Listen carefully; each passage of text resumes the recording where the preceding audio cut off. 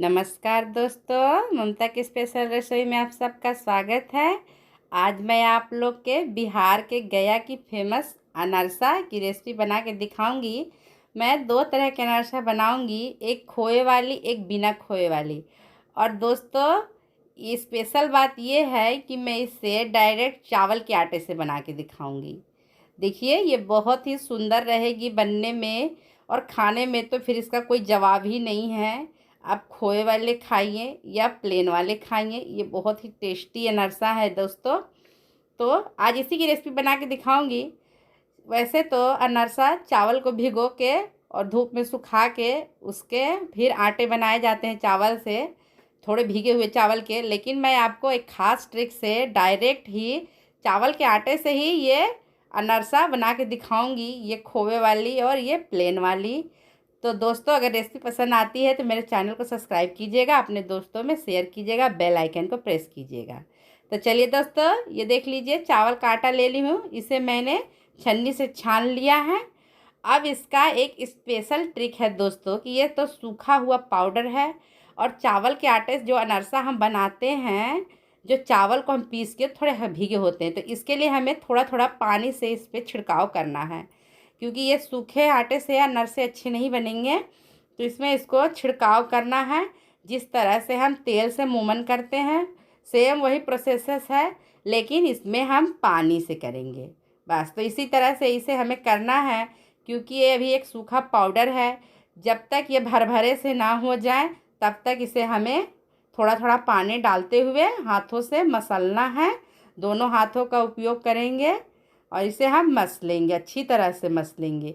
ये हल्के हल्के भीगे हो जाने चाहिए। तो ये जब तक नहीं होंगे तब तक इसमें हल्के हल्के पानी छींटते रहूँगी। और ये लगभग लगभग हो चले हैं, थोड़े से भी और पानी डाल के छींट लेती हूँ। और इसे अभी थोड़ा सा नमी लाना है हमें। तो जब नमी आ जाएंगे इसमें, तो ये जो हम चावल को पीसते हैं भिगो के, उसी टाइप का हो जाता है। वैसे अनरसा को बनाने के लिए चावल को भिगो के धूप में डाल के उसे पीसा जाता है। तो अब देखिए हो गए हैं। तो अब क्या करना है कि इस तरह से एक चलनी ले लेती हूँ, और इस चलनी से इसको चालूँगी आटे को।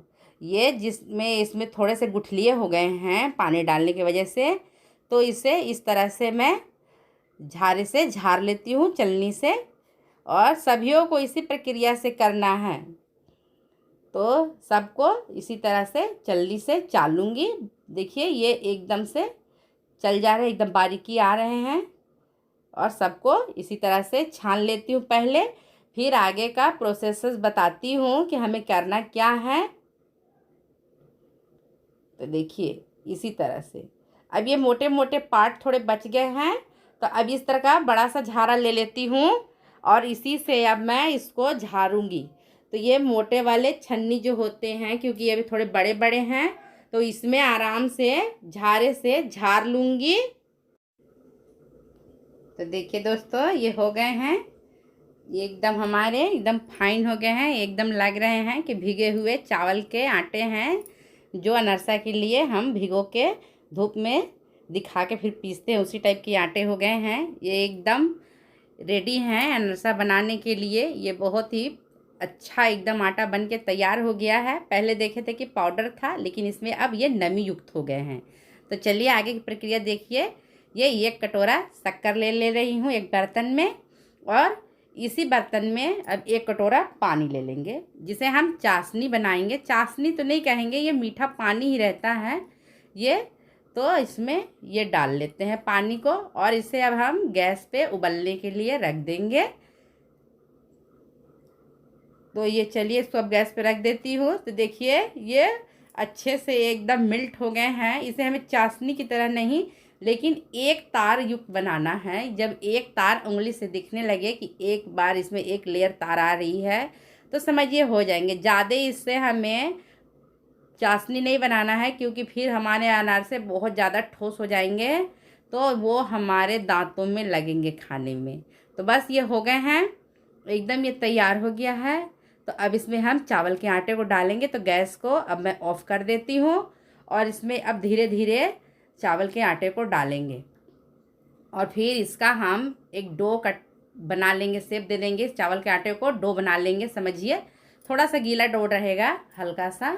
और फिर इसे अब हम चलाते हैं। एक बार में सारे चावल के आटे को नहीं डालना है, इस बात का ध्यान रखिएगा। अगर हम सूखा डाल देते हैं तो ये बहुत ही उड़ते आटे।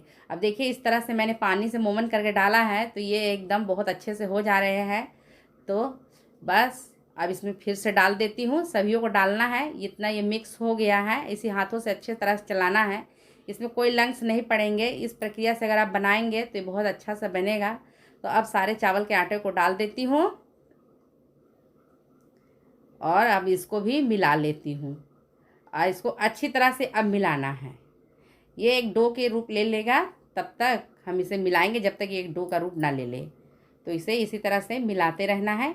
और चाशनी अभी गर्म ही है, उसी समय मिलाना है, ठंडे में नहीं। बस गैस का फ्लेम ऑफ कर देना है, बस और कुछ नहीं।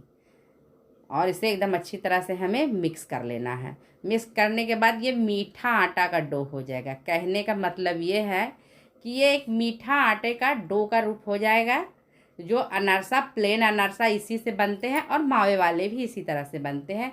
मावे वाले में भी मिठास होती है और इसमें भी मिठास होती है, बिना मावे वाले में भी। तो बस ये अब हमारे लगभग लगभग हो से गए हैं।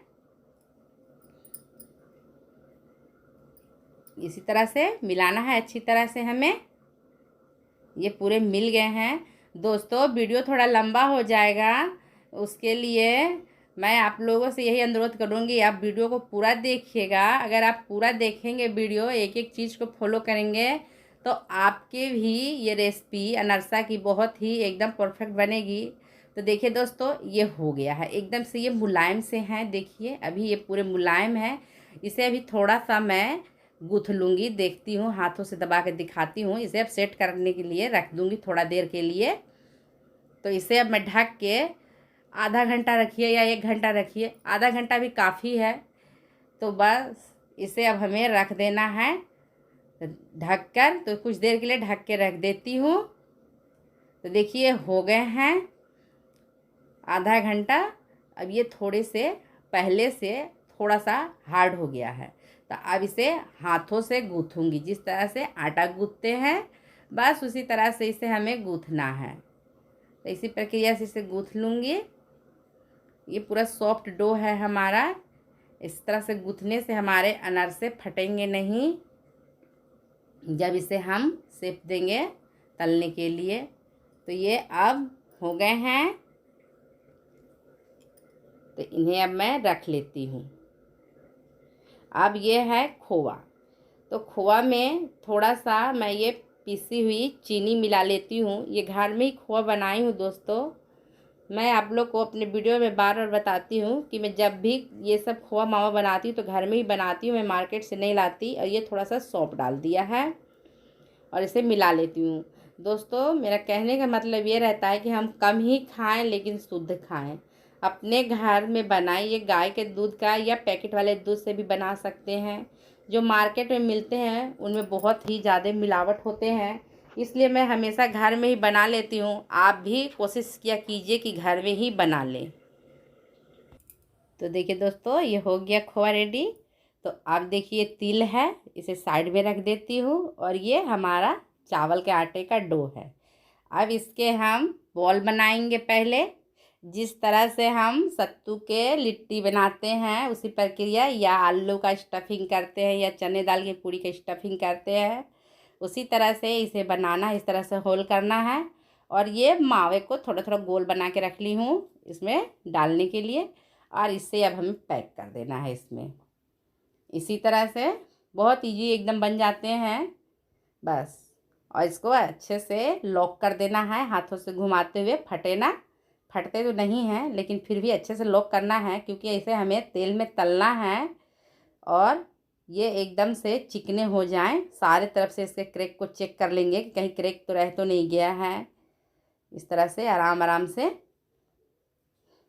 बस ये हमारे पहला रेडी हो गया है। तो थोड़ा सा हाथों से प्रेस कर देती हूँ और ये तिल में इसे कोटिंग कर देती हूँ। तिल से एक साइड करेंगे केवल। तो देखिए तिल से कोटिंग कर दी हूँ। और दोस्तों थोड़ा जगह के अभाव के कारण मैं इसे आपको कढ़ाई नहीं दिखा पा रही हूँ, दिखाऊंगे भी। तो मैं इसे डायरेक्ट तेल में डालते जा रही हूँ। साइड में मैं कढ़ाई चढ़ा के रखी हूँ, उसमें मैं इसे डालते जा रही हूँ। उसके लिए मुझे माफ़ कीजिएगा, मैं दिखाऊंगी अभी थोड़ी देर में जिसमें मैं डाल रही हूँ। तो देखिए इसी तरह से फिर से मैंने बना लेना है और सभियों को इसी तरह से बनाना है। जो खोए वाले हैं और जो प्लेन वाले हैं उनको तो ऐसे ही बनाएंगे। तो बस इतने ही खोए भरने हैं, ये काफ़ी हो जाते हैं, बहुत ज़्यादा इतना खोआ हो जाते हैं। तो बस इसी तरह से इसे भी लॉक कर दूंगी। अच्छे से लॉक करना है कि क्रैक ना रहे, तेल में जाने के बाद ये फट ना जाए, फटेंगे नहीं ये। इस तरह से हल्के फुल्के दरार आते हैं तेल में तलने से, क्योंकि चावल के आटे के हैं। और देखिए तिल पे इस तरह से कोटिंग कर लेना है और इसे भी मैं तेल में छोड़ दूंगी। छोड़ते समय इस बात का ध्यान रखिएगा कि जिधर तिल लगा हुआ है वो ऊपर के साइड रहे और जिधर तिल नहीं है वो नीचे की साइड रहे। तो बस ये हो गए।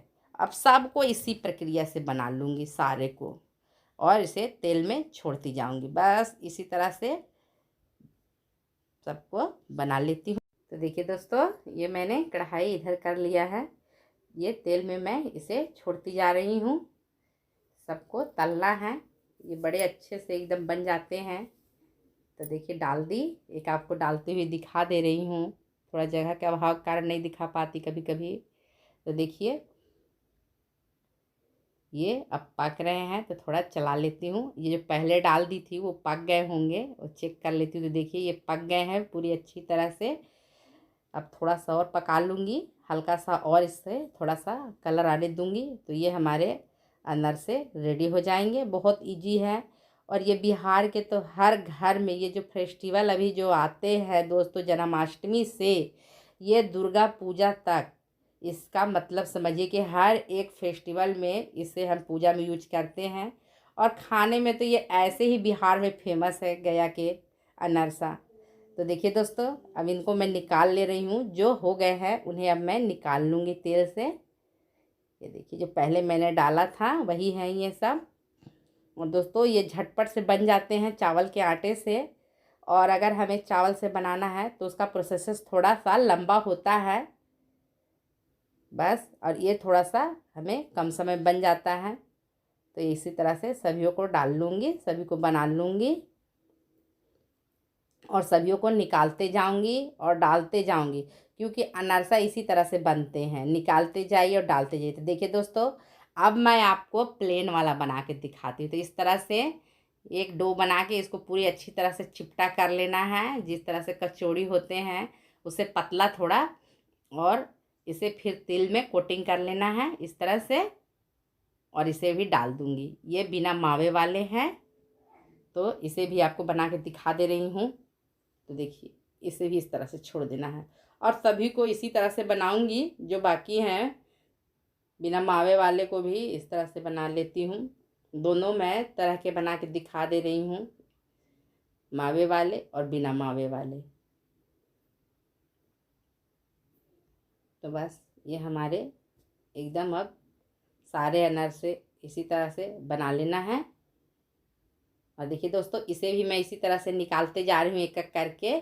मैं बताई हूँ ना कि इसमें डालते जाना है और निकालते जाना है। इसमें ये नहीं होता है कि हम बना के और रख लें और फिर डालें। इसमें यही पद्धति है कि बनाते जाइए और डालते जाइए। तो इसी तरह से बनाते जा रही हूँ और डालते जा रही हूँ। और ये हमारे सारे अनारसे अब बन के एकदम रेडी हो गए हैं। और इसी तरह से सभी को बना ले रही हूँ। तो देखिए दोस्तों, ये सारे अनारसे बन के एकदम रेडी हो गए हैं। ये मेरे खोए वाले भी और बिना खोए वाले भी। तो दोनों अब मेरी ये अनारसा बन के रेडी हैं, दोनों टाइप के। और दोस्तों, अगर आपको मेरी रेसिपी पसंद आती है तो कृपया मेरे चैनल को सब्सक्राइब कीजिएगा, अपने दोस्तों में शेयर कीजिएगा। जितना हो सके आपको ज़्यादा से ज़्यादा मेरे वीडियो को शेयर कीजिएगा। और देखिए दोस्तों, अब ये हो गए हैं पूरे, बहुत अच्छी तरह से ये बन गए हैं।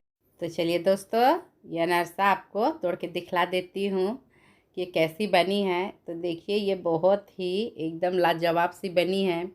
एक मावे वाले भी तोड़ के दिखला देती हूँ। अभी तो ये गर्म है, गर्म गर्म ही दिखला रही हूँ, हाथ जल रहे हैं थोड़ा। तोड़ के दिखला देती हूँ, देखिए ये हमारे खोए वाले भी अनरसा एकदम बन के रेडी हैं और खाने में तो इसका कोई जवाब ही नहीं है दोस्तों। एक बार ये रेसिपी ट्राई कीजिएगा ज़रूर। थैंक यू फॉर वॉचिंग दोस्तों, बाय बाय।